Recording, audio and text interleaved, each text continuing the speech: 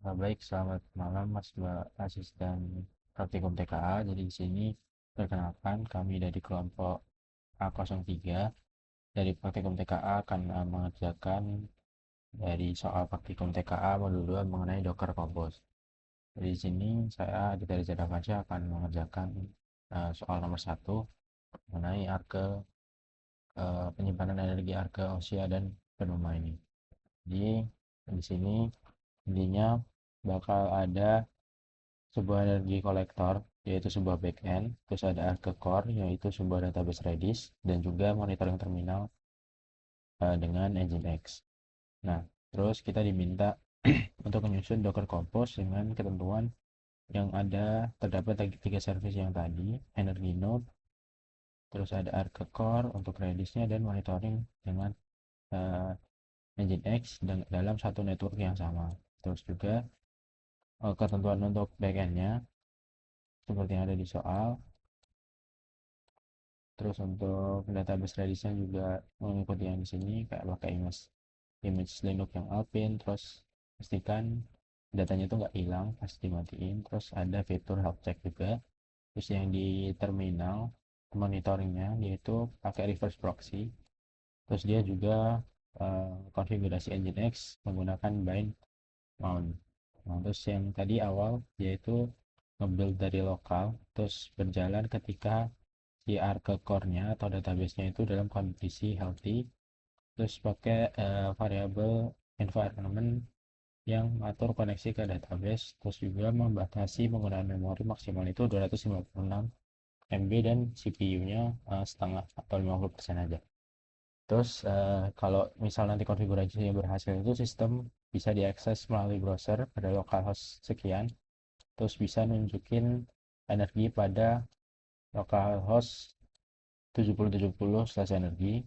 Nah, terus kita juga harus ngasih bukti bahwa datanya ini tersimpan walaupun seluruh layanannya udah dihentikan dan yang ngejalanin balik pakai Docker Compose up.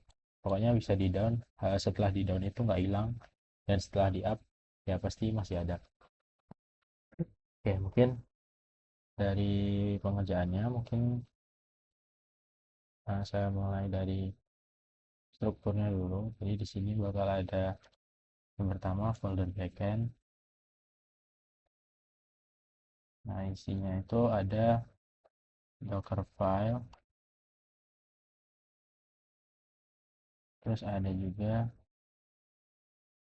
package JSON sama index.js.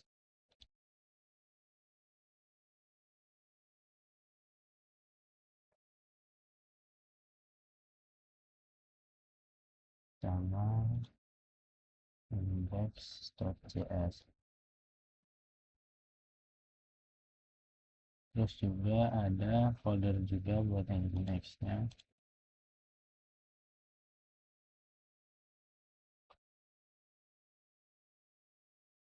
Isinya nginx configuration.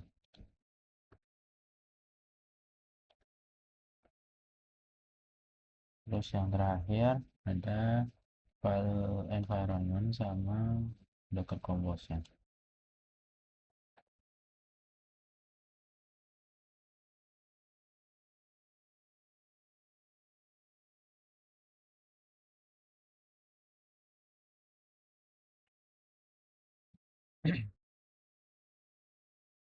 Nah, ini kurang lebih direktorinya bakal kayak gini. Di backend ada Docker file, terus ada index.js, ada package JSON, sama di Nginx-nya ada Nginx configuration-nya, terus ada env environment sama Docker Compose-nya. Terus next, nah ini mungkin kita bakal nge-config satu-satu. Yang pertama dari package JSON-nya. Nah, jadi di sini package JSON itu bertindak sebagai pendefinisi gitu. Jadi dia bakal ngedefinisiin nama, version, dependensi, sama script yang harus dilakukan itu apa. Nah, jadi di sini detailnya itu nama di backendnya itu energy node, terus versionnya dia pakai version 1, dia bakal pakai file yang index.js ketika dijalankan, dan terus dependensinya ada express untuk backendnya dan si Redis ini untuk database-nya. Terus next ada script, yaitu script ini kayak perintah yang bakal dijalanin ketika dilakuin npm start. Jadi dia bakal langsung ngerun si node si index.js-nya. Mungkin langsung di copy aja. Package JSON, oke.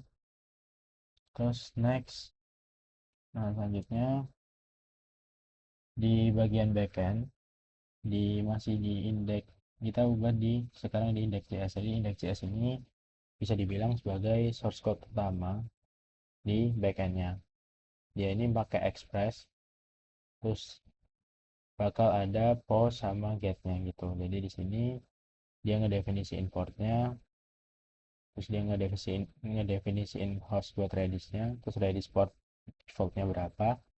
Nah ini mungkin penjelasan lengkapnya. Jadi dia bakal ngeset buat environment port Redis port sama Redis port yang tadi. Terus dia bakal ngebangun koneksi TCP. Terus ini ada middleware juga. Nah, terus post ini menerima payload type value sesuai dengan energi yang dipilih. Jadi bakal ada pilihan usia atau NUMA. Terus kalau misal nggak ada atau di luar usia atau NUMA ini dia bakal balikin return sebagai HTTP 400 ini atau get request. Yang get sama, cuman bedanya kalau yang post itu menerima payload, yang get ini bakal ngebaca gitu.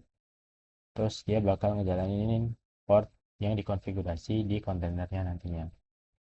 Kurang lebih untuk indeksnya kayak gitu. Jadi dia pakai Express dan juga Redis. Mungkin untuk kami aja. Nah, terus selanjutnya untuk konfigurasi selanjutnya itu ada di bagian Docker file-nya. Jadi di Docker file ini dia ngedefinisiin instruksi buat gimana ngebangun si Docker image-nya dari aplikasi Node.js-nya. Jadi di sini ada beberapa instruksi. Yang pertama from Node 18 Alpine ini, jadi dia menggunakan base image Alpine Linux yang ringan. Terus dia bakal ngeset work directory-nya ini menjadi /app. Terus dia bakal nge-copy isi dari package JSON. Nah, setelah udah di copy package JSON-nya, dia bakal ngakuin instalasi npm-nya. Terus dia bakal nge-copy isi directory backend-nya ke directory app yang udah di set tadi. Terus yang terakhir itu ada yang selanjutnya ada expose 3000. Jadi di sini bakal istilahnya itu ngedengerin koneksi dari port 3000. Terus ada juga ngejalanin komen. Dia ini bakal ngakuin npm start gitu kurang lebih. Nah, next mungkin aku di copy dulu ke bagian docker file-nya. Oke, selanjutnya file selanjutnya ada di file environment-nya. Jadi di sini tuh dia digunakan untuk bisa nyambungin antara database sama backend-nya. Jadi di sini untuk Redis host-nya itu disetting atau diinisialisasi dengan Arke Core nama Redis-nya. Terus dia bakal pakai default port dari si Redis-nya yaitu 6379. Terus port internal untuk backend-nya itu ada 3000. Nah, mungkin penjelasan lebih lanjut kenapa portnya kayak gitu bakal di next file-nya. Oke, aku copy dulu. Oke, buat di env-nya udah kurang lebih kayak gitu aja. Nah, terus selanjutnya ada di docker compose.yml-nya. Nah, jadi di docker compose YML ini dia ini semacam fitur orkestrasi utama yang ngedefinisiin seluruh sistem yang ada 3 tadi ya totalnya. Jadi dia ini kayak beberapa konfigurasi berbeda yang dijadiin satu, beberapa sistem berbeda dijadiin satu gitu. Jadi versinya di sini 9. Untuk networknya ini cuma ada satu ArcNet. Terus untuk volume dia bakal ngevolumin dari si Arc datanya. Terus untuk service, jadi yang pertama Arc Core atau si Redis-nya tadi database-nya, dia bakal pakai image Alpine, containernya Arc Core, untuk networknya sama, tiga-tiganya pakai Arcanet. Nah, terus untuk volumenya dia pakai di Arc Data. Terus untuk health check tadi karena di Redis ini diminta untuk ada health checknya, jadi di sini ada ketika health checknya bakal ngakuin komen ngeping. Nah, nanti ada interval batas jeda antar pingnya itu 10 detik dan ada timeout 5 detik kalau misal pingnya uh, nggak nggak dibalas gitu kurang lebih. Nah, terus ada retrace 5 kali. Jadi ini tuh semacam kalau misal di ping 5 kali nggak balas jadi dia nggak bisa disebut healthy, jadi unhealthy gitu. Terus ada start period 10 detik. Jadi ini kayak 10 detik awal ngeping tuh kalau misal nggak balas masih dianulir kurang lebih kayak gitu. Terus next untuk kedua service kedua ada di backendnya atau di energy node-nya. Jadi di sini nah dia ngebakal nge-build dari lokal backendnya terus dengan content name energy node yang kayak yang udah dibuat tadi dengan network Arcanet terus env file yang udah ada tadi juga untuk ngubungin backend sama si Redisnya. Terus next dia bakal bergantung ke Arccore atau si database Redisnya tadi yang kondisinya itu harus healthy dulu. Jadi dia ketika kondisinya healthy si energy node ini bisa jalan dan ketika kondisi dari Arccore ini unhealthy si energy node atau backendnya ini nggak akan bisa jalan. Nah, terus kita bakal di deploy dengan resource limit memori di 256 MB seperti yang ada di soal dan CPU sekitar 50% dari satu core kurang lebih kayak gitu seperti diminta di soal. Terus yang terakhir di sini ada buat monitoring terminal atau Nginx-nya. Nah, jadi untuk Nginx-nya ini dia juga pakai Alpine, Linux Alpine, terus juga di sini container name-nya seperti yang di soal. Ada networknya masih sama pakai Arcanet. Nah, untuk portnya ini ada 7070.80. Jadi dia itu bisa dibilang eh, setiap memetakan port 80 di dalam kontainer 70. Jadi setiap ada request ke 7070 ini dia bakal diterusin ke Nginx yang 80. Nah, terus ada tambahan volume juga, dia nge-bin mount kayak yang diminta di soal. Terus ada dia juga bergantung ke energi node-nya. Kalau energi node-nya nggak jalan, dia berarti si monitoring ini juga nggak bisa jalan. Dan aku copy di docker compose YAML-nya. Terus next ada di Nginx config-nya.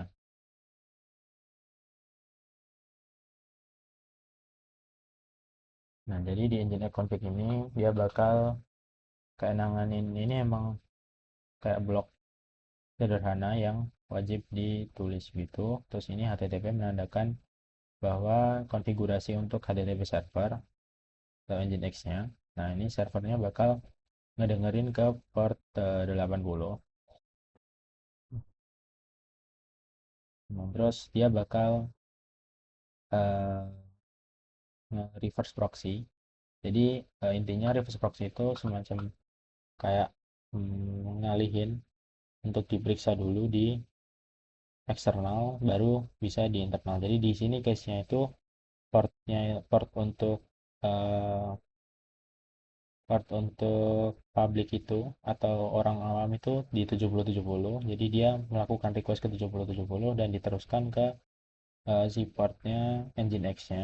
Setelah Nginx-nya udah semacam menerima atau meng-ACC maksudnya aman gitu, nah dia bakal nerusin ke port yang benerannya, jadi di backendnya. Jadi urutannya dari user dia ke Nginx dulu untuk monitoring. Nah, setelah dimonitor dia bakal dilanjutin baru ke backendnya di 3000 ini. Jadi di sini si proxy path-nya ini kayak nerusin service yang awalnya di ini tadi 7070 80 ini terus dia diterusin ke sini. Nah, terus site header ini kayak semacam nerusin header host asli. Jadi backendnya itu tahu hostname yang diakses. Nah, terus terakhir untuk reverse proxy ini dia juga ngasih tahu IP si uh, IP kliennya. Jadi nggak cuman jadi si backendnya itu bisa tahu IP kliennya bukan hanya IP Nginx-nya. Jadi kayak intinya ini yang baris ketiga ini ngasih tahu IP dari si kliennya. Oke, mungkin dari file-file yang udah di copy harusnya bisa langsung buat di build. Nah, buat nge-buildnya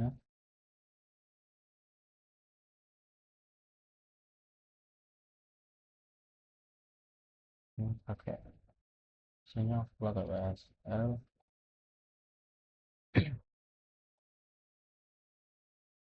Nah, ini pertama nge-build dulu buat Dockernya.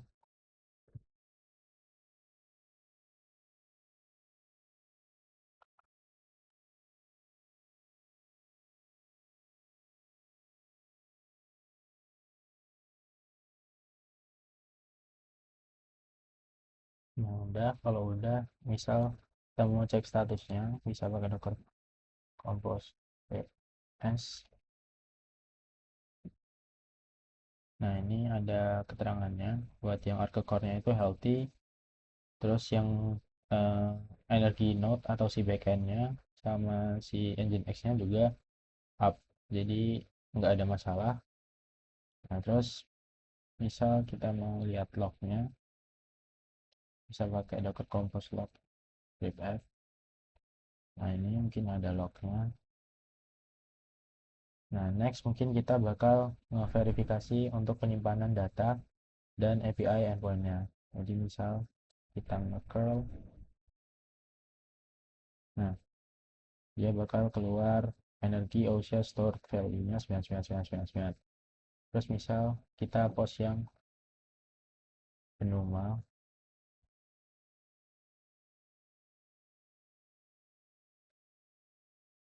nah dia juga energi benuma stored. Nah, ketika kita baca energinya atau pakai curl di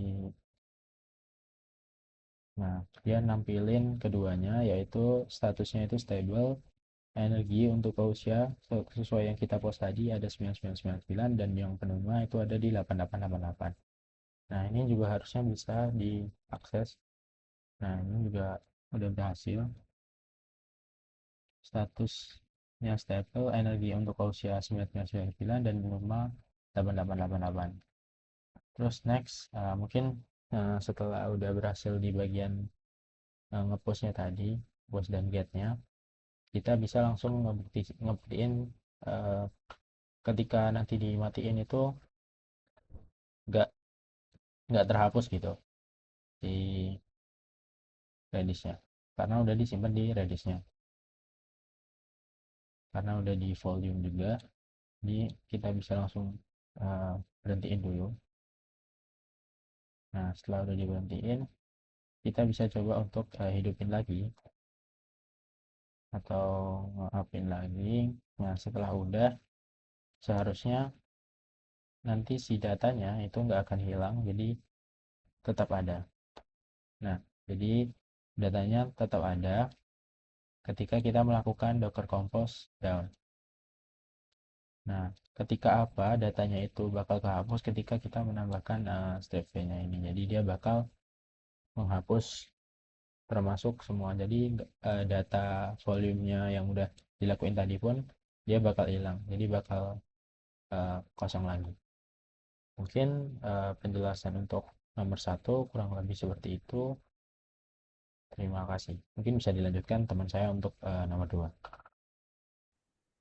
Baik, saya Hikari Rizik yang akan melanjutkan dan membahas soal nomor 2 dari modul 2. Jadi di sini pada intinya kita akan membuat sistem penyimpanan, teman-teman. Sistem penyimpanan.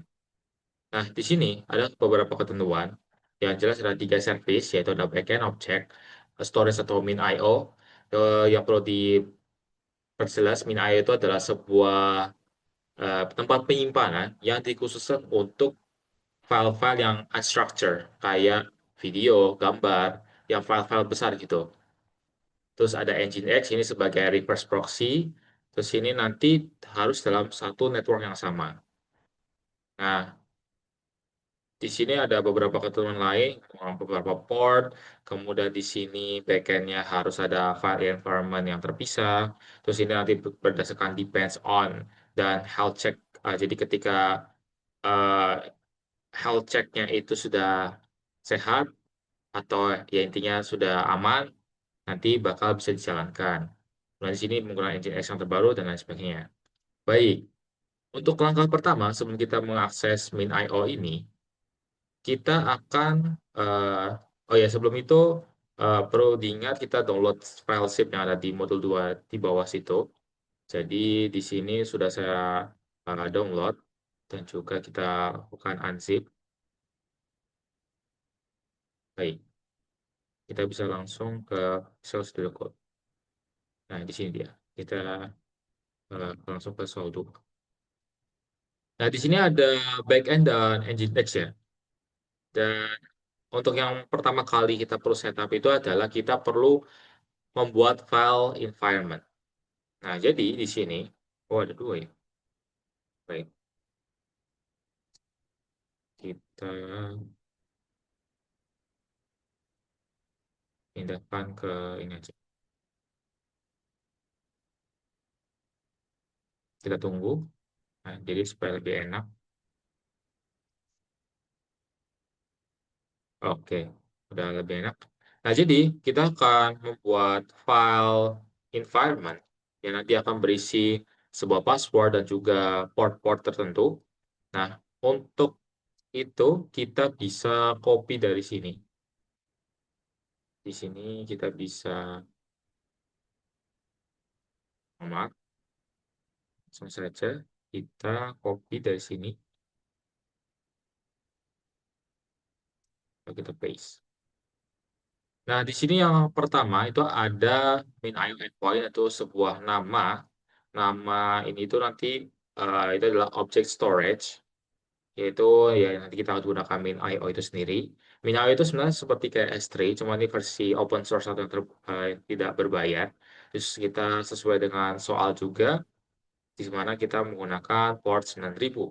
Lalu untuk username passwordnya bebas, kita di sini menggunakan min.io admin, dan kita perlu membuat bucket, membuat bucket yang diminta oleh soal, em, satu bucket kalau nggak salah. Baik,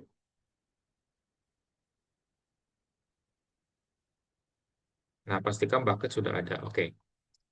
Nah, di sini kita bebas mengisi apa aja, tapi kita mau diisi laporan atau bebas sesuai dengan soal.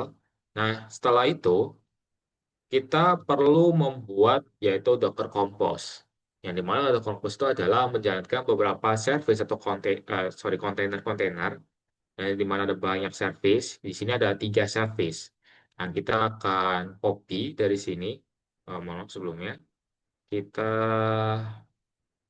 copy dari sini. Nah, ini dia.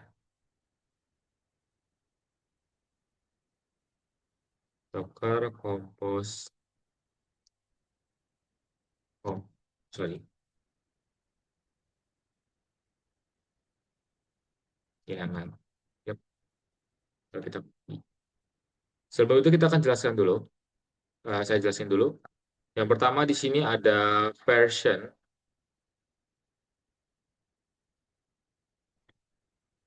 Di sini version ini adalah bisa tidak pakai juga nggak apa-apa. Ini adalah version dari Docker Compose sendiri untuk sintaksnya. Lalu di sini ada kita mendaftarkan jaringan. Jadi ini sebenarnya bebas sih, mau diisi nama apapun bebas, tapi nanti ke depan itu harus sama. Tujuannya adalah kita pengen min.io tadi yang object storage, kemudian ada backend-nya, Nginx-nya, itu harus dalam satu jaringan yang sama. Lalu driver bridge ini adalah supaya jaringannya itu tertutup, tidak terganggu sama jaringan luar atau access. Nah, berdasarkan ini adalah volume yang diminta, terus dengan nama yaitu min.io data, lalu di sini kita lakukan service yang pertama.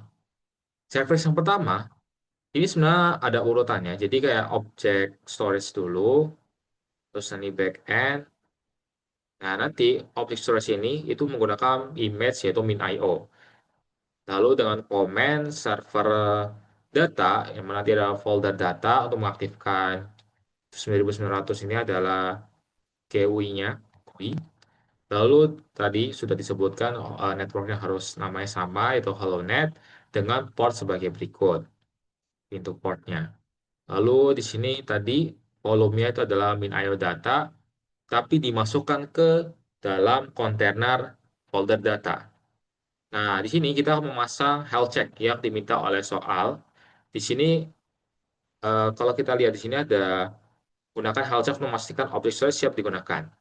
Nah, di sini ada tes nanti di mana curl, minf, itu tuh min IO-nya tuh aman gak sih? Itu sini ada interval nanti selama 10 detik, timeout 5 detik, dan eh, berkali-kalinya itu adalah 5 kali.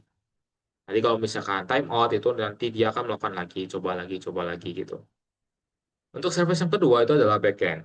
Nanti kita akan build-nya ini kalau bisa dilihat di sini, kita lihat di backend. Nanti kan titik ini adalah maksudnya di folder saat ini. Misalkan kita tree slash f gitu. Nah, itu maksudnya titik di saat ini itu kan ada ada env, docker compose, backend, nginx. Nah, itu mengarah ke backend. Mengarah ke backend berarti isinya di sini kita baca build-nya itu ada di docker file. Build itu maksudnya adalah kita baca apa ya buatnya resep-resep dari Docker filenya. Nah, itu sini ada resep-resepnya kita run npm install dan lain sebagainya. Nah, dari situ kita network tadi sama, HelloNet, terus kita baca filenya ada di mana di sini, di satu file yang sama tadi, ini env. Terus dependency apa? Nah, ini sesuai dengan soal juga, yang di mana itu kita harus bergantung sama service object storage, dengan kondisi service health-nya itu hijau atau aman. Nah, terus yang ketiga ada Nginx. Nginx ini tadi reverse proxy itu dengan image-nya itu adalah Nginx itu sendiri yang terbaru. Terus network-nya itu sama, yaitu HelloNet dengan port 8080 itu adalah default-nya. Dan di sini ada volume-nya. Volume kalau misalkan teman-teman perhatikan ini adalah default configuration. Yang dimana kalau kita lihat di Nginx ini default configuration-nya, ini bisa kita otak-atik itu sebuah kayak semacam aturan dalam reverse proxy. Nah, dari situ, maksudnya ini adalah kita akan mengcopy dari default configuration ini ke dalam kontainernya. Terus dia bergantung sama backendnya. Nah, jadi kayak ngurut gitu. Si backend, sorry, si engine X ini bergantung sama backend ini bergantung sama object storage gitu. Baik, itu adalah setup kita dalam mengerjakan soal nomor 2. Nah, baik, kita lanjut saja, yaitu kita harusnya sudah bisa nge-build, teman-teman. Docker Compose, build, ini.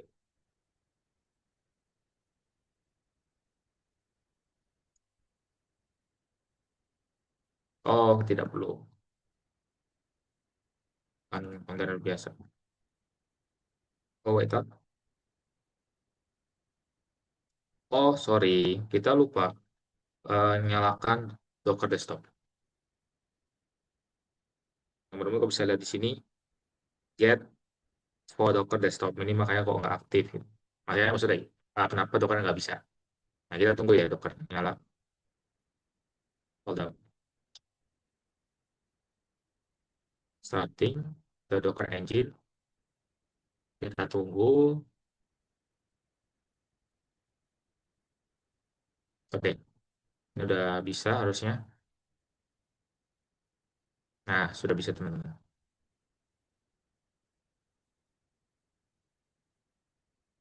Kita tunggu ya.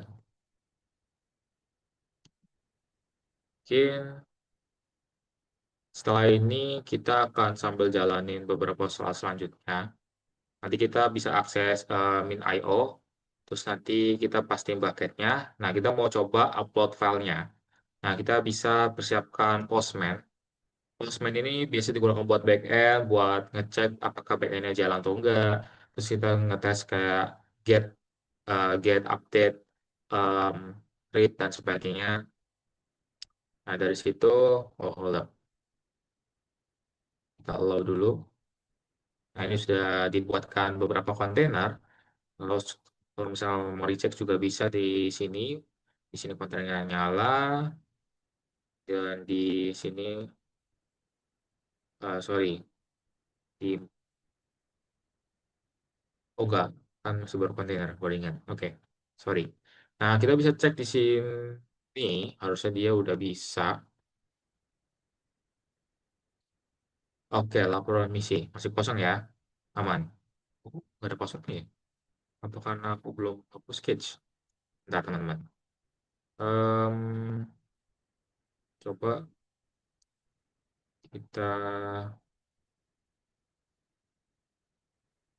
harusnya kalau pertama kali itu ada passwordnya. Sebentar. Nah, ini dia. Nah, di sini em, perlu diingat. Tadi kan ada username sama password yang sudah kita buat di environment tadi. Teman-teman bisa balik ke VS Code yang dimana di environment tadi itu adalah min.io admin passwordnya dan username juga ya. Nah, di sini kita balik ke sini, kita copy login, kita berhasil masuk, nggak usah acknowledge. Nah, sini sama kita pastiin, oh ya Allah, tadi yang sebelumnya lupa ya, dihapus nih hasil latihan juga. Laporan misi ya, kita udah buat laporan misi dengan bucket atau foldernya lah. Nah, ini buat nyimpan file-file tertentu. Nah, terus kita bisa langsung aja tadi mau upload file gitu. Ya, kita mau upload file. Kalau kita mau upload file itu, ini unggah file di API upload, kita bisa buka Postman. Kita ke Postman, teman-teman. Nah, ini udah saya persiapkan. Di sini ada upload. Kemudian ini tadi kan sebelumnya kalau get bisa ganti post. Kita body, ke body dari situ em, kita bisa misalkan di sini ada file. Ya, kita dari awal aja. Di sini ada file, tekstingnya file, terus ini bebas. Kita, saya sudah siapkan programmer TKA modul 2. Nah, ini dia. Misalkan kita gambar 102 KB. Nah, ini di sini em, kita langsung send aja. Nah, ini berhasil. Dan di sini kita pastiin kalau ini tuh muncul. Nah, ini namanya gambar 102 KB. Seperti yang ada ini kalau misalnya kita reload, dia pasti akan muncul. Baik, selanjutnya itu kita mau uji persistensi.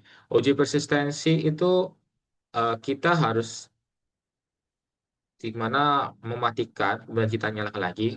Uji persistensi itu adalah di mana kita nguji apakah data-data sebelumnya itu hilang atau enggak gitu. Power compose down, harusnya mati, ya mati. Kemudian kita docker compose up int detach.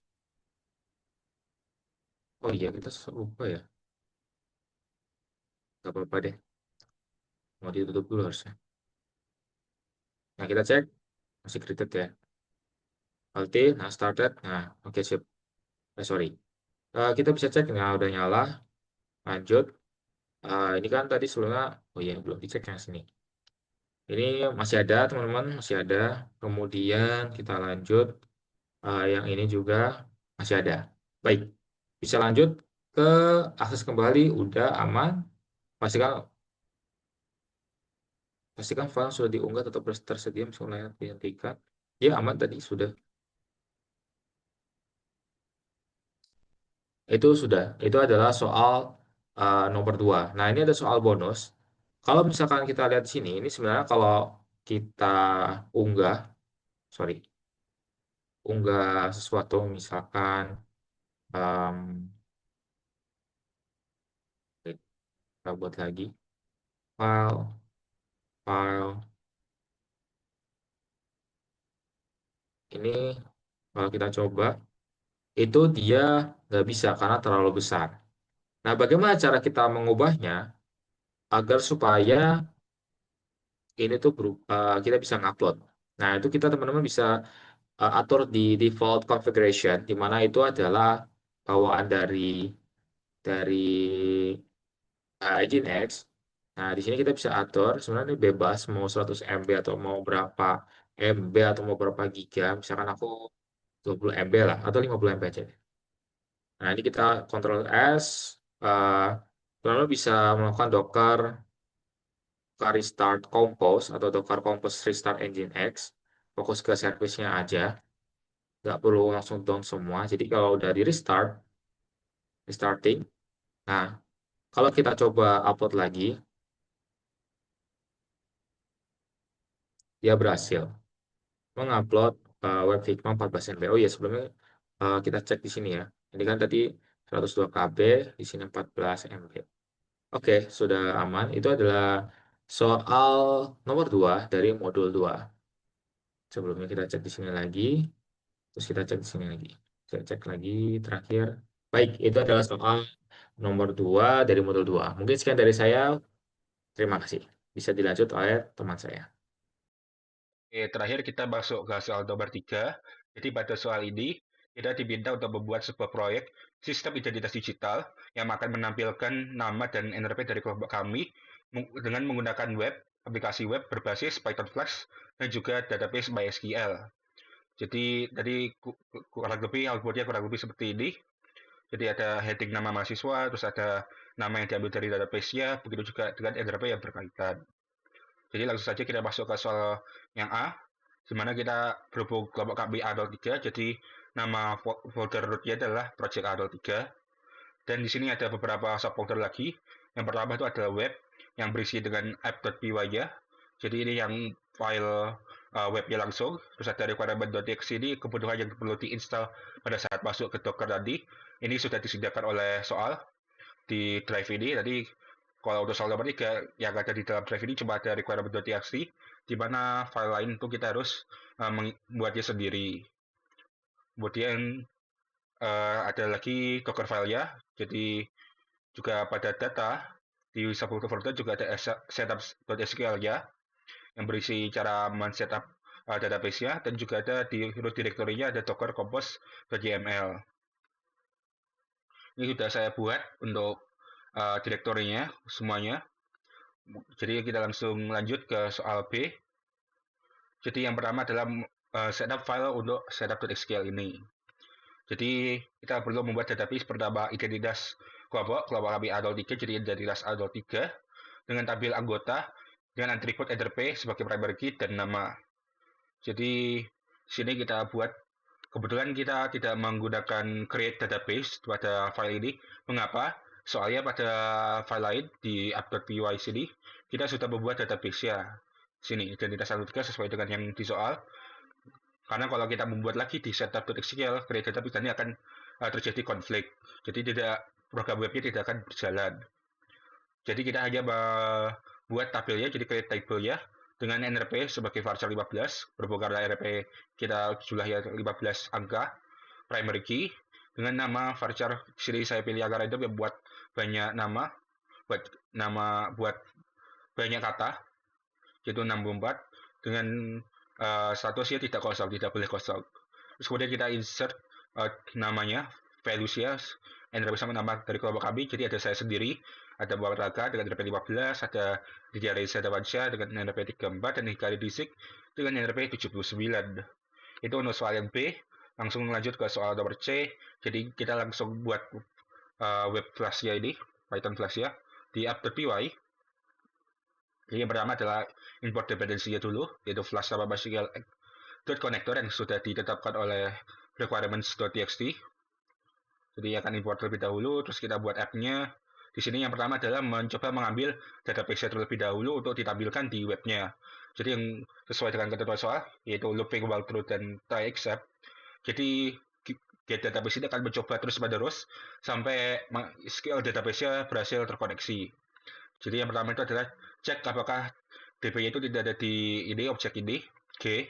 Terus jika database-nya itu kosong atau database itu tidak terkoneksi, maka akan mencoba untuk melakukan koneksi g.db sama dengan ketentuannya hostnya user A03, terus usernya juga user A03 disamakan, dan passwordnya itu adalah ini sesuai dengan ketentuan soal, dan ada nama database sesuai yang di soal B tadi, identitas A03. Namun jika misalnya mencoba ini gagal, nanti akan dikeluarkan except error, yaitu jika misalnya database koneksinya errornya apa, terus nanti akan dikosongkan database-nya lagi, dan akan dicoba lagi sampai berhasil koneksi karena ada looping while true-nya ini. Terus kalau misalnya sudah berhasil, nanti akan dicoba ya sudah berhasil, nanti akan break, keluar dari loop while true-nya, dan akan mengembalikan database-nya. Terus kemudian ini ada menutup database-nya secara graceful, jadi tidak secara abrupt gitu untuk menutup database-nya. Jadi kita menggunakan pop, jadi database-nya di pop terlebih dahulu. Terus jika database-nya masih ada, misalnya tidak kosong dan masih terkoneksi, maka akan dicoba db.close. Nah, ini untuk yang soal C. Lanjutnya adalah soal gede, itu kita membuat perintah SQL app root di directory root di webnya nanti. Jadi kalau misalnya di sini portnya nanti nampilkan 8080, nanti tampilnya di /root aja, nggak ada /app atau lainnya. Jadi untuk app root ini ketentuannya yaitu menampilkan satu nama saja setiap kali refresh dengan ketentuan diurutkan berdasarkan random dan limitnya 1. Terus kemudian kita menggunakan port 5000 dan terus 0.0.0.0 di dalam Dockernya untuk aplikasi web ini. Jadi sama ini, kita pertama ambil database dulu, terus kita mencoba kursor agar bisa mengeksekusi perintah SQL-nya ini, yaitu select NRP dan nama dari tabel anggota dengan urutannya random dan limitnya cuma 1 yang ditampilkan di webnya nanti. Terus nanti kita ambil hasilnya, terus kita tutup kursornya, dan kita akan mengeluarkan itu HTML file, output HTML-nya. Jadi heading 1 nama mahasiswa, heading 2-nya itu namanya dari mahasiswa tersebut yang diambil secara random tadi, dan begitu juga NRP yang berkaitan. Dan terakhir kita juga menggunakan port 5000 dan host 0.0.0.0. Jadi ini kita run hostnya 0.0.0.0 dan portnya 5000. Itu untuk soal yang D. Selanjutnya kita ke soal E, di mana kita harus membuat Docker file-nya. Jadi simpel saja, Docker file-nya cuma sedikit. Jadi yang pertama kita perlu mengimport image-nya dulu. Jadi di sini saya menggunakan Python 3.14 karena ini adalah versi Python yang sudah stabil. Jadi sebuah library yang digunakan oleh project ini sudah ada pada Python 3.14 dengan tanda kutip file image yang khusus yaitu slim, di mana kita mengurangi besar dalam gigabyte-nya itu, besarnya dari image-nya ini biar gampang load-nya dan tidak berat.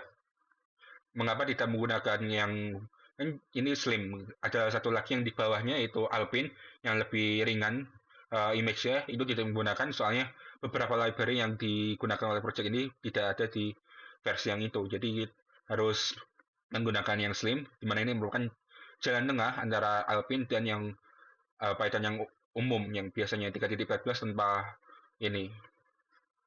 Untuk workday sendiri kita sesuaikan dengan nama Python filenya, flashnya. Jadi workday/app. Kita copy kebutuhannya dari project ini ke dalam Docker-nya itu, environment Docker-nya. Terus kita juga menginstal requirement yang ada yang dibutuhkan. Jadi ada flash sama MySQL connector. Itu akan diinstal menggunakan pip di dalam Docker environment-nya. Terus kita copy semua directory ini ke dalam Docker file-nya itu, ke dalam environment Docker-nya. Dan kita expose 5000. Mengapa 5000? Karena disesuaikan dengan app.py-nya, di mana ini kita menggunakan port 5000. Jadi pada dalam environment Docker-nya, aplikasi itu berjalan pada port 5000. Jadi agar bisa ditampilkan di host, kita harus expose yang port yang sama, yaitu 5000. Lalu kita menjalankan filenya langsung menggunakan Python app.py. Itu untuk yang soal E. Terakhir kita ke soal F, di mana kita harus membuat Docker Compose filenya. Jadi kurang lebih seperti itu Docker Compose-nya. Yang pertama kita membuat nama service dengan nama hostnya. Di user A03 ini disamakan dengan yang tadi di app.py. Nama hostnya kan user A03. Jadi di sini juga service-nya namanya sama user A03. Image-nya yaitu MySQL. Terus kemudian kita atur juga sama persis dengan yang hampir mirip dengan yang ada di app.py tadi.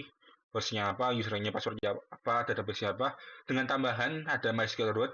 Jadi di sini digunakan untuk agar dapat berkoneksi langsung dengan MySQL. Soalnya kalau ini dihilangkan nanti akan gagal untuk menampilkan webnya nanti. Terakhir kita harus Dockernya itu bisa terhubung dengan Docker volume-nya. Jadi di volume-nya ini kita menggunakan default dari Docker yaitu Docker Enterprise Init database-nya. Jadi itu untuk yang service pertama yaitu user ano3. Selanjutnya ada service web. Jadi ini yang kedua ini web dengan kita menggunakan image-nya ./web yang ada di ini directory ./web sebagai image-nya. Terus kemudian kita meneruskan akses ke port 8080. Jadi 8080 ini di hostnya kita, sedangkan 5000 ini yang di environment Docker yang sudah di-expose tadi di Dockerfile. Terus kemudian kita juga bergantung pada service database, jadi depends on service user ano3 ini. Dan terakhir, kita harus ditambahkan dengan network yang sama agar dapat saling terhubung. Jadi di sini kita tetapkan network-nya apa, yaitu adalah app. Terus untuk service web dan user ano3 kita menggunakan network yang sama, yaitu app yang sudah didefinisikan di bawah ini. Nah, jika semuanya telah berhasil, maka kita bisa menjalankannya. Jadi untuk menjalankannya kita pakai Docker Compose app-d. Jadi ini untuk bisa di belakang dan tidak secara langsung di depan gitu. Nah, ini berhasil.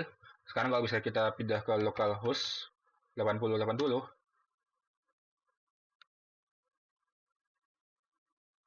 Tunggu sebentar.